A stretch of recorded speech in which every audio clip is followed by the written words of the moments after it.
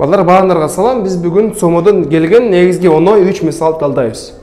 Жалпы маңызы кандай? Белгисиз тамгалардын ортуна биз кандайдыр бир санды коебуз. Мисалы, биринчи мисалыбыз p 1ден чоң, x 1ден кичинекей, x p менен 2p салыштырабыз. Балдар, карайсыз, p 1ден чоң болсо, мисалы 2 коебуз.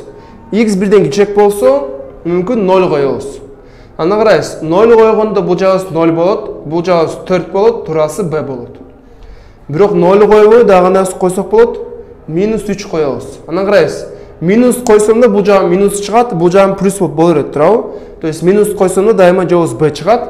0 койсок, жогубуз b чыкты. Минус койдук, 0 койдук, анан плюс санды коебуз. Мисалы, бирок 1ден кичек болсо 0,5 бар. 0,5 көбөйтөбүз 2ге, бул 1 болот, туурабы? 2 көбөйтөбүз 2ге 4 болот, туурабы? Ошол да b болот. Жалпы b чыкты, турасы кандай болот? b тура болот. Экинчи мисал карайбыз. 0 x 1ден кичирээк, x 0 менен 1дин ортосунда турат. Кандай сан койсок болот? Ушундай белгилегенде балдар эмне кылышыбыз керек? Биринчиден эң кичинекей сан коебуз, анан негизги эң чоң сан коюп чыксак болот. Карайсыз. Эң кичинекей саныбыз бул жактан 0,01 коюп алабыз. 1 карайсыз. 1 бөлөбүз канчага? 0,01ге.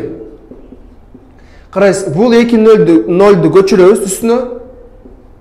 100 бөлүнгөн 1 канча болду? 100 болду. Бул жагыбыз 100 болду. А бул жагыбыз 1 минус 0,01 канча болду? 0,99. Жогубуз a болуп чыкты. Анан мисалы 0,8 койсок, 1 бөлөбүз 0,8ге, анан 1 минус 0,8 көргөндө бул жакта да биз бул сан 1ден чоң болот, бул сан 0,2 болот. Ошол да a чыкты. Анда жогубуз кандай болот? Дайыма a болот. Акыркы үчүнчү мисал, m n 2 модуль болуп берилген, m nге барабар. Анда мүмкүн кандай болсо болот, балдар. Мисалы, 7 барабар модуль 7, 7 ичинде 7 турса анда жогубуз v болот. Бирок мүмкүн эмне бар бизде? Мүмкүн минус 7, ошол да эмне болот?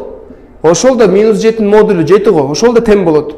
Анда ошол да v болот. V эмес, минус 7, бул жак m, бул жагыбыз n, анда b болот. Анда жалпысынан кандай? Ар кандай жооп чыкса, жалпы жообуз кандай болот? G. Ыкмабыз түшүнүктүү балдар, эмне кылышыбыз керек? Белгисиз тамга сан берилсе, анын ордуна плюс коюшубуз керек, минус же 0. Сабакка чоң рахмат.